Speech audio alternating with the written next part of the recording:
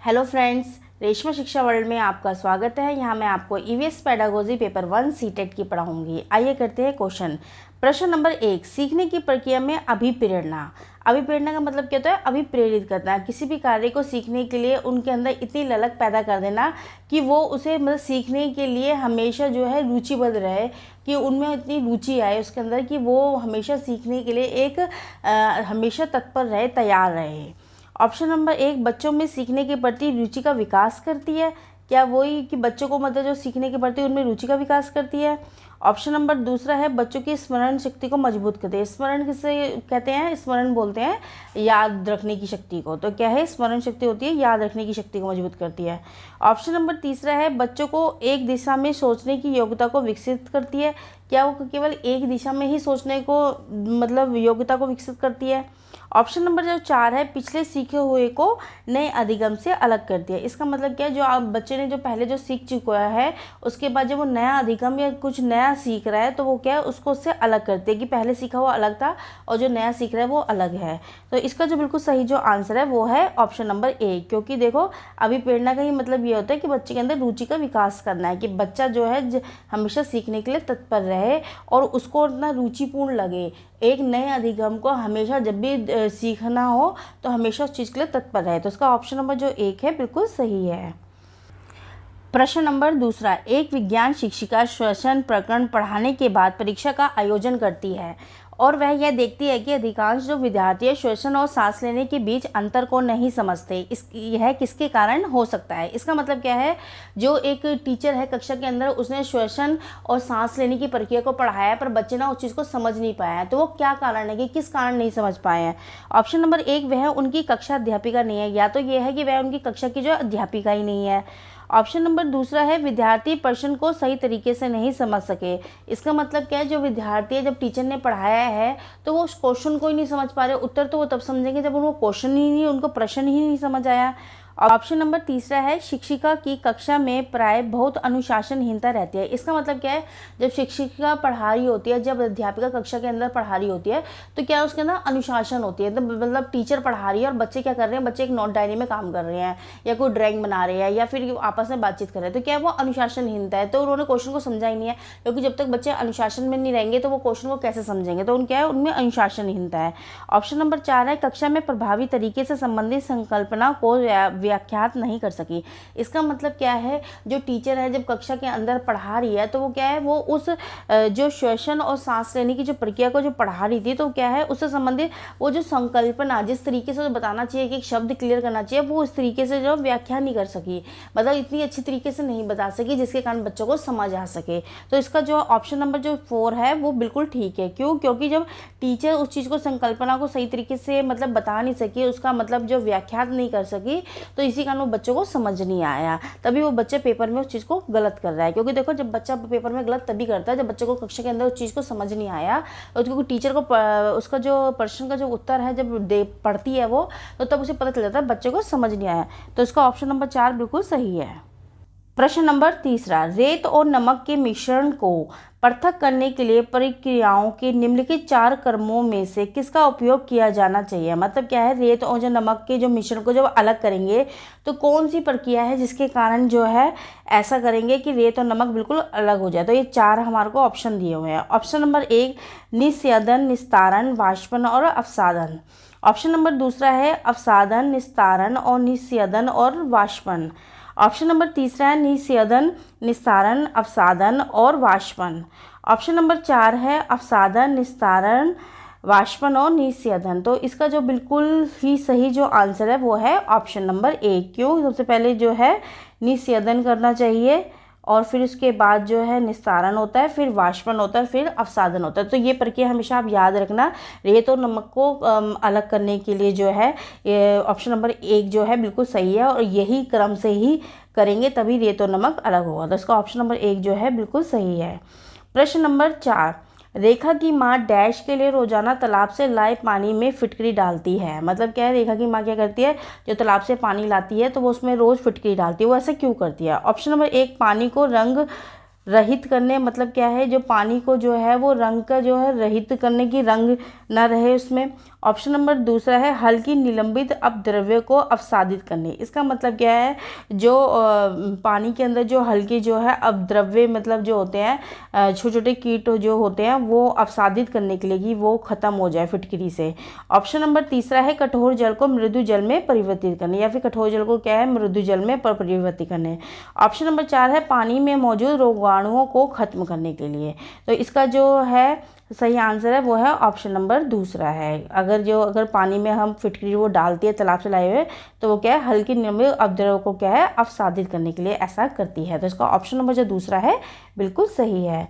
प्रश्न नंबर 5, भारोत्तोलकों को प्राय ज़्यादा मांसपेशियों और बॉडी मास बनाने की आवश्यकता होती है। भारोत्तोलकों किसे बोलते हैं, जो लोग भार उठाते हैं। आपने देखा होगा जो टीवी वगैरह में होते हैं, जो हमारे यहाँ के जो मतलब भार उठाते हैं, वेटिंग लिफ्टर जो से बोलते हैं वो, मतलब तो उनका जो है ज़्यादा मांसपेशियाँ और बॉडी को बनाने की ज़रूरत होती है। तो इस दृष्टि के लिए उन्हें कैसा आहार लेना चाहिए और कौन से आहार की उनको सबसे ज़्यादा आवश्यकता होती है जो वेट उठाते हैं। ऑप्शन नंबर एक प्रोटीन की ज़रूरत होती है उनको सबसे ज़्यादा।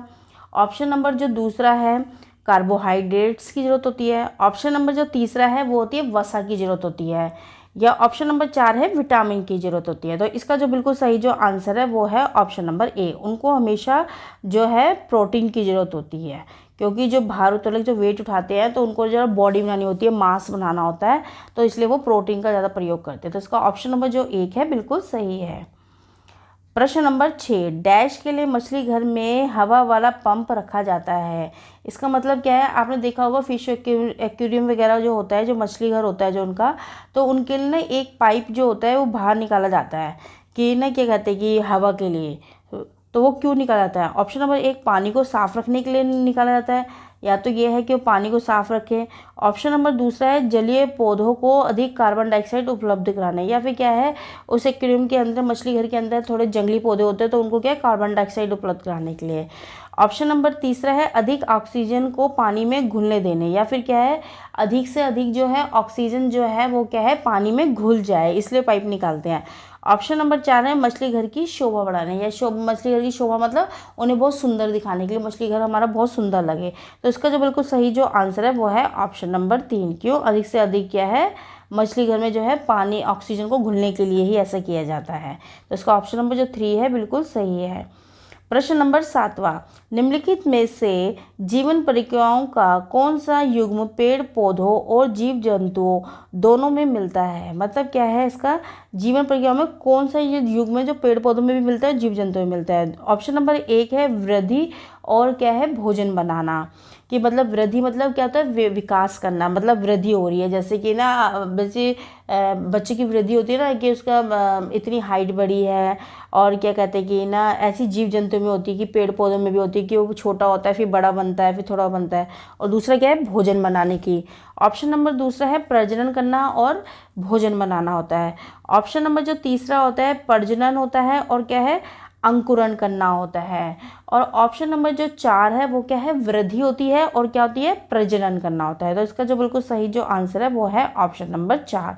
क्यों? क्योंकि वृद्धि होती है और क्या है प्रजनन होता है। तो इसका ऑप्शन नंबर जो 4 है बिल्कुल सही है। प्रश्न नंबर 8वां, निम्नलिखित में से कौन से शब्द समूह आपस में निकटीय रूप से संबंधित है? इसका मतलब क्या है, ये जो 4 ऑप्शन दिए हैं ये सारे जो है एक दूसरे से संबंधित है, तो कौन से सबसे ज़्यादा जो समूह है वो आपस में संबंधित है? ऑप्शन नंबर 1 है मच्छर, मलेरिया, एनीमिया और लोहा। ऑप्शन नंबर दूसरा है लोहा, मलेरिया, एनीमिया और रक्त। ऑप्शन नंबर तीसरा है लोहा, हीमोग्लोबिन, एनीमिया और आंवला। ऑप्शन नंबर 4 है मच्छर, डेंगू, लोहा और गुड़। तो क्या है जो मच्छर जो होता है, मच्छर से मलेरिया फैलता है और मलेरिया में और एनीमिया क्या होता है लोहा कि जो ना खून की कमी के कारण ये एनीमिया होता है, लोहा तत्व की जब कमी हो जाती है। तो इसका जो है ऑप्शन नंबर जो 1 है बिल्कुल सही है। क्यों? क्योंकि ये चारों ही आपस में बहुत ज़्यादा मिलते हैं, एक दूसरे समूह आपस में बहुत ही निकटी है।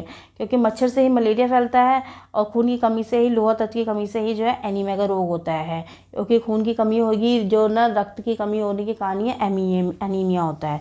तो इसका ऑप्शन नंबर जो 1 है बिल्कुल सही है। प्रश्न नंबर 9, जब एक मछली को पहले से उबले लेकिन कमरे के तापमान पर ठंडे किए गए पानी से भरे एक्वेरियम में डाला जाता है तो वह मर जाती है। ऐसा इसलिए होता है क्योंकि मछली घर का जो पानी, ऑप्शन नंबर 1 मछली के तैरने के योग्य नहीं है। ऑप्शन नंबर दूसरा है ऑक्सीजन रहित है। ऑप्शन नंबर तीसरा है मछली द्वारा पीने के योग्य नहीं है। ऑप्शन नंबर 4 है वो खनिज रहित है। तो अब इसका जो सही आंसर है वो है ऑप्शन नंबर 4। क्यों? क्योंकि वो खनिज रहित ही पानी है, इसी कारण जो है जब उसको ठंडे पानी में डाला जाता है एक्वेरियम में तो वह मर जाती है। क्योंकि जब खनिज ही नहीं है उसके अंदर तो मछली कैसे जीवित रहेगी। तो इसका ऑप्शन नंबर जो चौथा है बिल्कुल सही है। प्रश्न नंबर 10, एक कक्षा में औसत से कम वाले 4 विद्यार्थी हैं।